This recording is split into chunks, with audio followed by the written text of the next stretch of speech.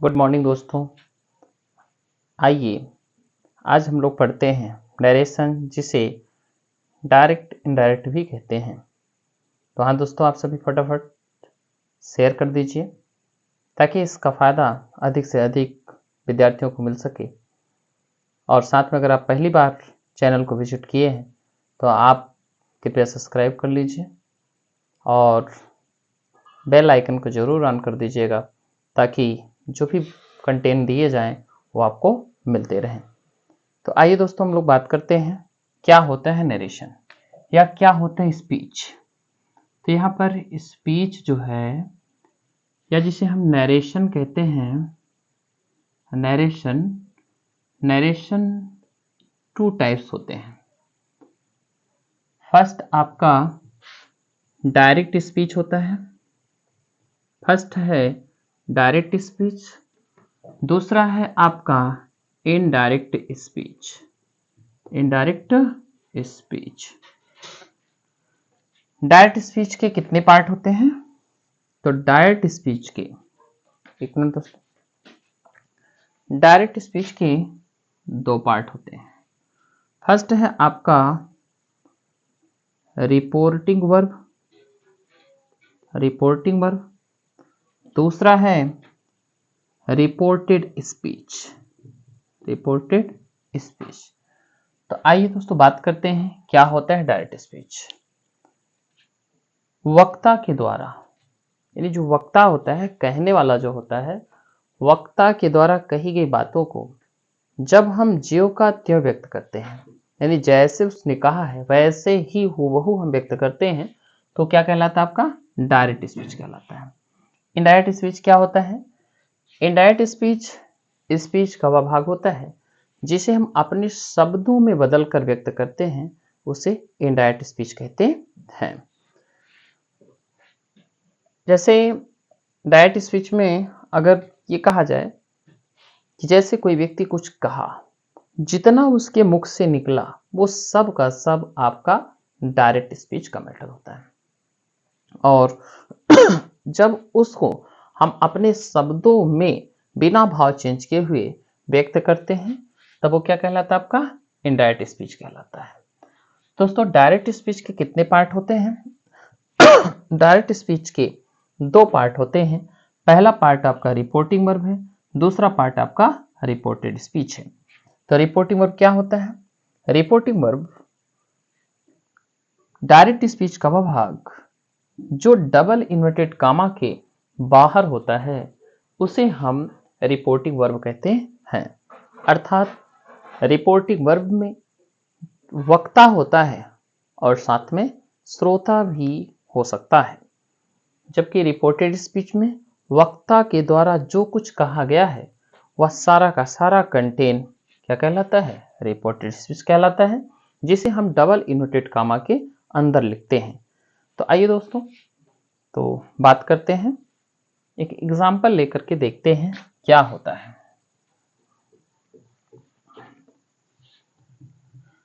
दोस्तों, एक महत्वपूर्ण टॉपिक है, कृपया आप इसे स्किप करके ना देखिएगा, शुरू से लास्ट तक देखेंगे तो आपको मैं गारंटी देता हूं कि आपको जरूर समझ में आएगा। आइए बात करते हैं। जैसे Ram said to me, Ram said to me, comma inverted comma, I am reading a book, I am reading a book। ये क्या है? एक डायरेक्ट स्पीच का भाग है।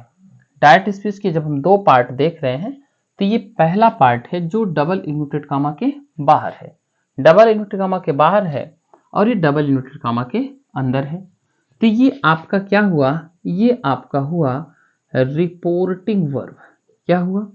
Reporting verb. जबकि जो डबल इन्वर्टेड कामा के अंदर होता है ये क्या होता है? आपका रिपोर्टेड स्पीच। क्या होता है? Reported speech. अब अगर हम ये बात करें रिपोर्टिंग वर्ब का, तो रिपोर्टिंग वर्ब का ये क्या है? आपका सब्जेक्ट है, ये रिपोर्टिंग वर्ब का ऑब्जेक्ट है और ये रिपोर्टिंग वर्ब का वर्ब है। जबकि रिपोर्टेड स्पीच की बात करें तो रिपोर्टेड स्पीच के सब्जेक्ट है, उसका हेल्पिंग वर्ब है, मेन वर्ब है, ये क्या है, ऑब्जेक्ट है। तो दोस्तों बिल्कुल आप समझ गए होंगे क्या होता है। तो फिर से एक बार बता दें, जो डबल इन्वर्टेड कामा के बाहर होता है उसे रिपोर्टिंग वर्ब कहते हैं, अर्थात जिसमें कहने वाला होता है और उसका श्रोता होता है। श्रोता हो भी सकता है या अप्रत्यक्ष तौर पर होता है। रिपोर्टेड स्पीच उसके द्वारा जितनी भी बातें कही जाएं वो पूरा का पूरा आपका क्या कहलाता है, रिपोर्टेड स्पीच कहलाता है। और जब हम इसे इनडायरेक्ट में चेंज करते हैं तो क्या होता है दोस्तों, अभी आपको इनडायरेक्ट चेंज करना नहीं बताया जा रहा, बल्कि आपको इससे इंट्रोड्यूस कराया जा रहा है। नहीं तो आप ये सोचे कि नहीं चेंज कैसे हो रहा है, हम आपको समझ नहीं आ रहा है।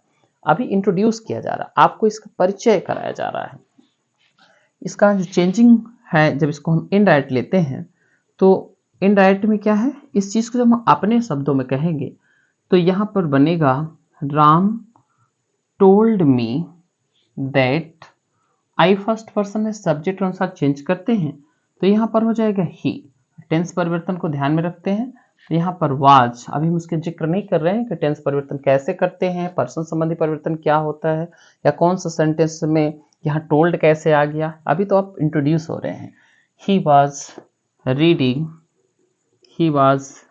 अ बुक, ये आपका इनडायरेक्ट है। जैसे Ram said to me, Ram ने मुझसे कहा, I am reading a book, मैं एक किताब पढ़ रहा हूं। तो इनडायरेक्ट में चेंज हो गया।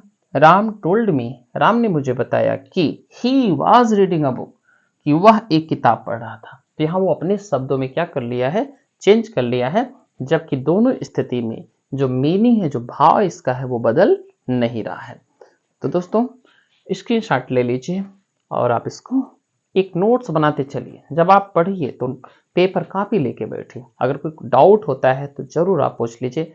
कभी कभी डाउट हो जाता है क्या है कैसे है, तो आप आलस्य न करें, क्योंकि आलस्य कुतः विद्या, विदस्य कुतः धनम, अधनस्य कुतः मित्रम, मित्रस्य कुतः सुखम। तो आप जानते हैं, तो चलिएगा दोस्तों, हम इसे इरेज कर रहे हैं।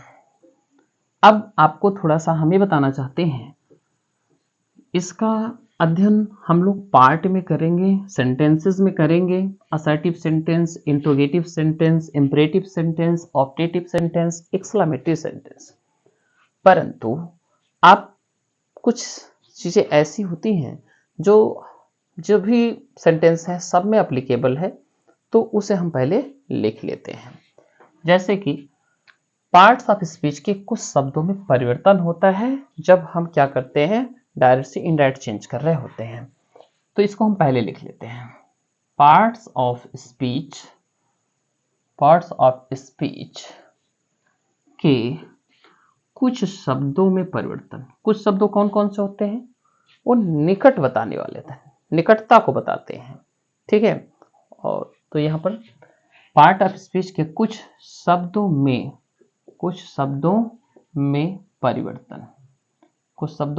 परिवर्तन, आइए यहाँ पर हम लिखते हैं वर्ड्स, और यहाँ पर हम लिखते हैं चेंज्ड वर्ड्स।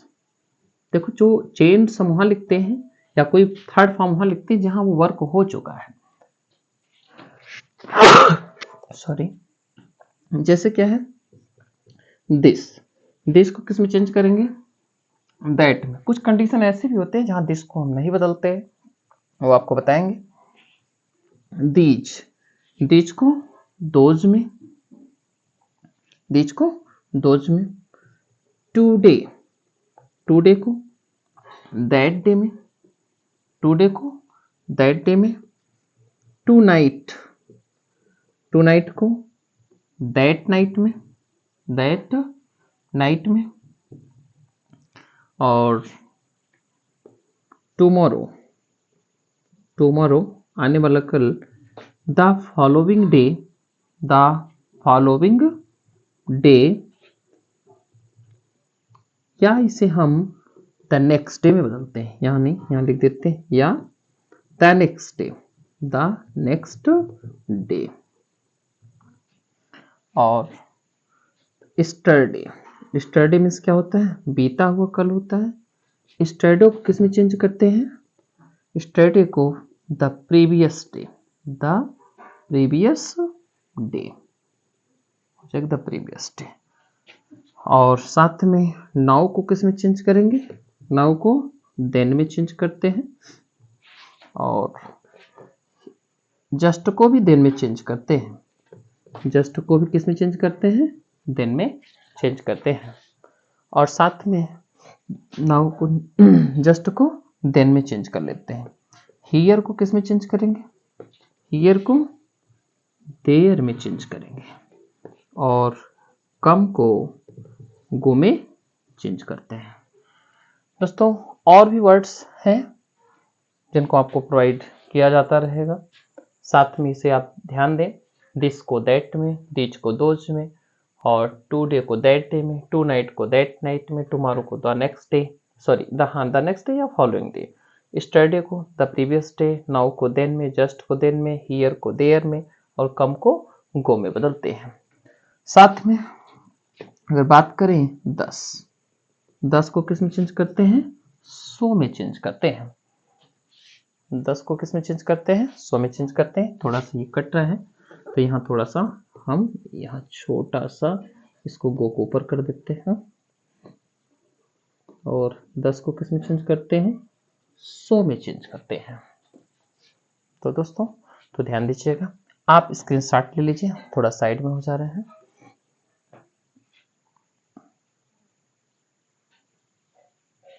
उम्मीद है कि आप स्क्रीनशॉट ले चुके होंगे। दोस्तों आइए अब हम बात करते हैं डायरेक्ट से इनडायरेक्ट कैसे चेंज करते हैं। डायरेक्ट से इनडायरेक्ट चेंज करने के पहले आपको पर्सन की जानकारी होनी चाहिए, केस की जानकारी होनी चाहिए।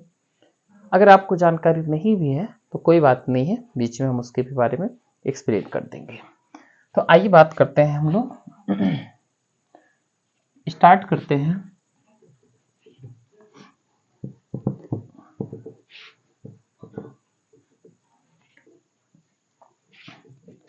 Assertive sentence. कौन सा? Assertive sentence. असर्टिव सेंटेंस जिसे हम कहते हैं स्वीकारात्मक वाक्य। कौन सा वाक्य? स्वीकारात्मक वाक्य। कैसा वाक्य? स्वीकारात्मक वाक्य।